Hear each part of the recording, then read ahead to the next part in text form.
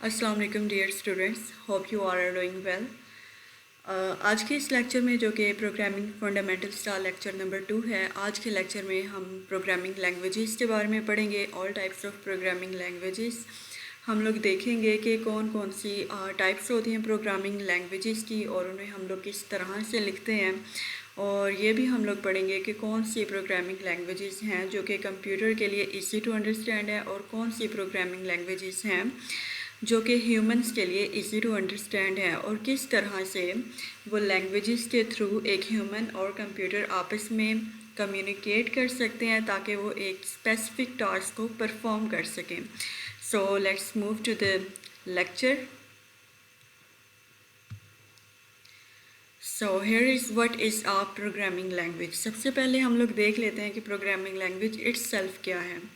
Uh programming language is a way to communicate with computers. जैसा कि हमने अभी बताया कि बेसिकली क्या होता है कि कुछ जो लैंग्वेजेस हैं उनको कंप्यूटर अंडरस्टैंड कर पाता है और कुछ लैंग्वेजेस को ह्यूमन बीइंग्स अंडरस्टैंड कर पाते हैं। ठीक है, प्रोग्रामिंग लैंग्वेजेस क्यों बनाई गई थी या इनका यूज़ क्यों किया जाता है, ताकि ये एक वे है या कनेक्शन है जिसके थ्रू हम कंप्यूटर्स के साथ कम्युनिकेट कर सकते हैं। A programming language is a way to communicate with the computers. These languages are use to write instructions. इन लैंग्वेज का यूज़ करके हम लोग इंस्ट्रक्शंस लिख सकते हैं जिन्हें हम लोग प्रोग्राम्स का नाम देते हैं।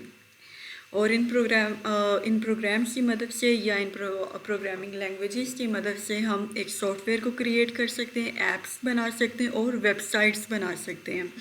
A programmer selects a programming language according to the type of program।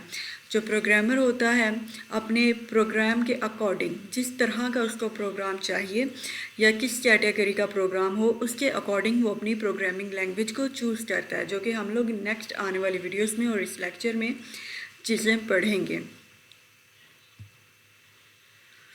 यहाँ पे हमारे पास 2 टाइप्स ऑफ प्रोग्रामिंग लैंग्वेजेस होती हैं जो बेसिक हैं।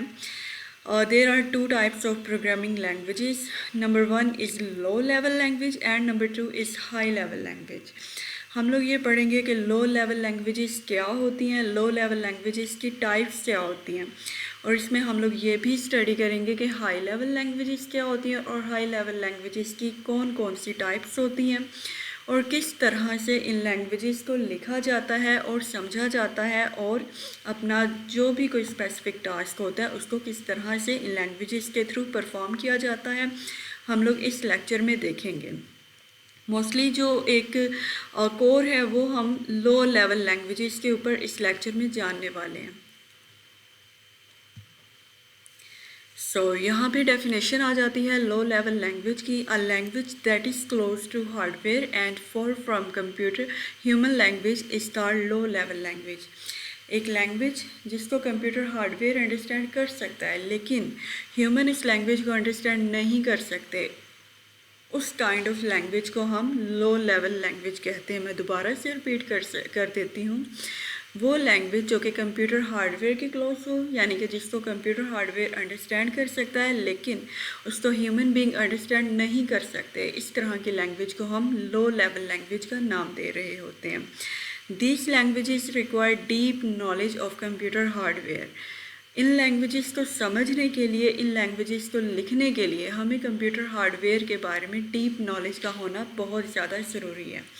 ये these are hard to understand but they have a very fast execution. जब एक दफ़ा हम लोग कंप्यूटर हार्डवेयर को डीपली अंडरस्टैंड कर लेते हैं, क्योंकि ये लैंग्वेज है जो कि हार्डवेयर को, कंप्यूटर के हार्डवेयर को समझ में आती है या कंप्यूटर को समझ में आती है। ठीक है, तो इसका ह्यूमंस के लिए इस लैंग्वेज को समझना हार्ड हो सकता है।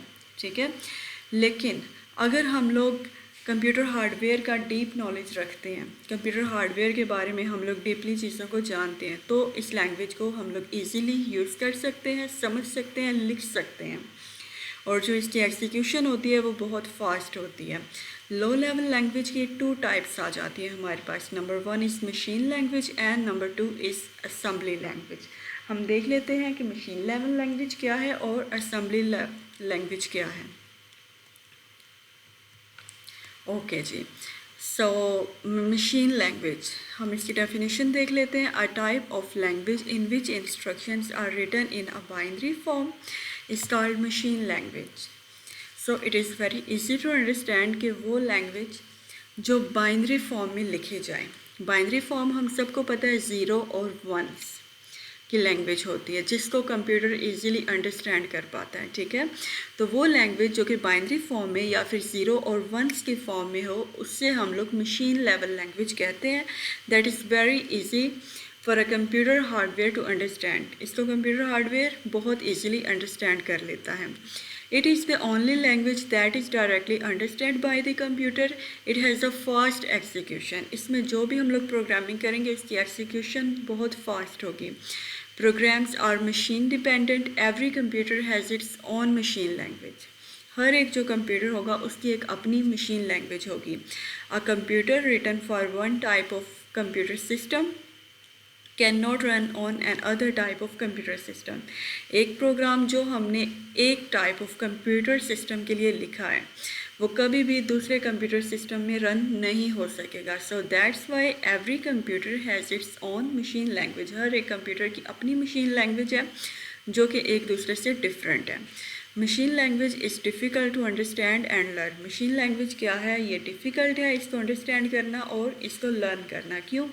क्योंकि ये 0 1s की फॉर्म में होता है। लेकिन इसके लिए सबसे पहले हमें बाइनरी सिस्टम को समझना ज़रूरी होता है कि बाइनरी सिस्टम क्या है, 0 1s की फॉर्म्स क्या हैं और इसके इक्विवेलेंट जो अल्फ़ाबेट्स हैं वो क्या हैं। अगर हम उनको अंडरस्टैंड कर लेते हैं तो हम इजीली इस लैंग्वेज को समझ सकते हैं।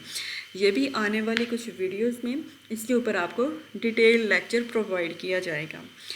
इसकी राइटिंग एंड मॉडिफिकेशन जो है वो टाइम लेती है क्योंकि ह्यूमन इसको इजीली अंडरस्टैंड नहीं कर सकते। दैट्स वाई जब हम इसको लिख रहे होते हैं या मॉडिफाइड कर रहे होते हैं तो वो चीज़ें एक तो डीप नॉलेज की मोहताज होती हैं और टाइम भी इसके ऊपर हमारा लगता है। लेकिन हमें अगर बाइनरी सिस्टम के ऊपर अच्छी ग्रिप हासिल है, हम इसके इक्विवेलेंट्स को जानते हैं, तो हम बहुत इजीली मशीन लैंग्वेज कर सकते हैं। नेक्स्ट हमारे पास आ जाती है असेंबली लैंग्वेज कि असेंबली लैंग्वेज क्या होती है। So assembly language is a low level language. Assembly language के बारे में क्या बताया गया है कि असेंबली लैंग्वेज एक लो लेवल लैंग्वेज है। It is one step higher than machine language.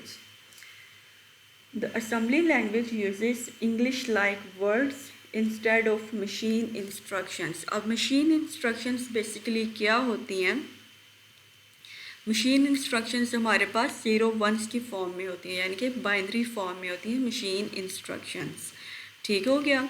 लेकिन जो लो लेवल लैंग्वेज होती हैं ये क्या होती हैं? ये इंग्लिश लाइक वर्ड्स का इसमें इस्तेमाल किया जाता है। Assembly language uses English-like words instead of machine instructions and these words are called mnemonics. क्या हम इनको कहते हैं? mnemonics. जो असेंबली लैंग्वेजेस होती हैं वो इंग्लिश लाइक वर्ड्स का इस्तेमाल करती हैं बजाय इसके कि हम 0 1s का फॉर्मेट लिखें। इसमें हम लोग सिंपल इंग्लिश के वर्ड्स का इस्तेमाल कर रहे होते हैं जिन्हें हम लोग इन सिंबल्स को, ये बेसिकली सिंबल्स होते हैं जिन्हें हम लोग यहाँ पे इंग्लिश लाइक वर्ड्स का नाम दे रहे होते हैं और वो सिंबल्स में या फिर जो वर्ड्स हैं उन्हें हम निमोनिक्स कह रहे होते हैं। जैसा कि मूव है, पुश है, कॉल है, ठीक है। ये कुछ एग्जांपल्स हैं निमोनिक्स की। और उसके बाद रजिस्टर्स में AX, BX, EX एक्सेट्रा। और जो सिंटैक्स इससे मिलके बनता है, ठीक है, जो सिंटैक्स होता है असेंबली लैंग्वेज का, it is made up of mnemonics plus operands. यहाँ तक आपको क्लियर हो गया कि इसमें निमोनिक्स और ऑपरेंड्स का इस्तेमाल होता है, ठीक है। इसमें हम लोग निमोनिक्स का इस्तेमाल करते हैं, सिंबल्स का इस्तेमाल करते हैं और हम ऑपरेशंस के बारे में बताते हैं या ऑपरेंड्स इसमें लगाते हैं कि बेसिकली हमने डाटा को करना क्या है, उसको हमने मूव कहाँ पे करना है, कौन से डाटा को मूव करना है, ऐड करना है तो कौन से डाटा को मूव ऐड करना है और कहाँ पे किसके साथ ऐड करना है। इस तरह से हम असेंबली लैंग्वेजेस को पढ़ सकते हैं। Programs are easy to write and modify. Assembly language क्योंकि इंग्लिश लाइक वर्ड्स होते हैं सिंपल इंग्लिश में, ठीक है, जिनको हम लोग इजीली लिख भी सकते हैं और उनको बहुत इजीली मॉडिफाई भी कर सकते हैं। जबकि मशीन लेवल लैंग्वेज में क्या चीज़ थी कि उसको इजीली हम मॉडिफाई नहीं कर सकते। और these are mostly used for writing system software. Basically जो असेंबली लैंग्वेजेस हैं वो किसके लिए इस्तेमाल होती हैं? These are used for writing system softwares. जितनी भी चीज़ें हम लोगों ने अभी असेंबली लैंग्वेजेस के बारे में पढ़ी और मशीन लैंग्वेज के बारे में पढ़ी, या नेक्स्ट आने वाली वीडियोस में हम लोग लैंग्वेजेस के बारे में पढ़ेंगे, ये सारी चीज़ें आपके कॉलेज यूनिवर्सिटी एग्ज़ाम्स MCQs वगैरह उनके लिए आपके बहुत ज़्यादा काम आ सकती हैं।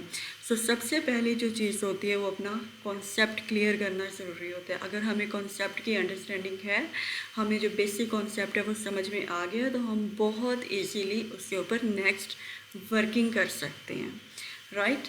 Programmes can not be executed by the computer directly. अब यहाँ पे असेंबली लैंग्वेजेस में क्या होता है कि जो प्रोग्राम है उसको डायरेक्टली कंप्यूटर से एग्जीक्यूट नहीं करवाया जा सकता। यहाँ पे निमोनिक्स की एक हमें एग्जांपल दी गई है, जैसा कि मूव AX जो कि 5 है एंड ऐड AX जो कि 3 है, जिसका मतलब ये है कि move value 5 into the register AX and add 3 to AX। इस तरह से बेसिकली जो असेंबली लैंग्वेजेस हैं वो काम कर रही होती हैं। यहाँ पे अब हमें एक टास्क दे दिया गया कि हमने मूव करवाना है वैल्यू 5 को और हमने ऐड करवानी है AX वैल्यू 3 को।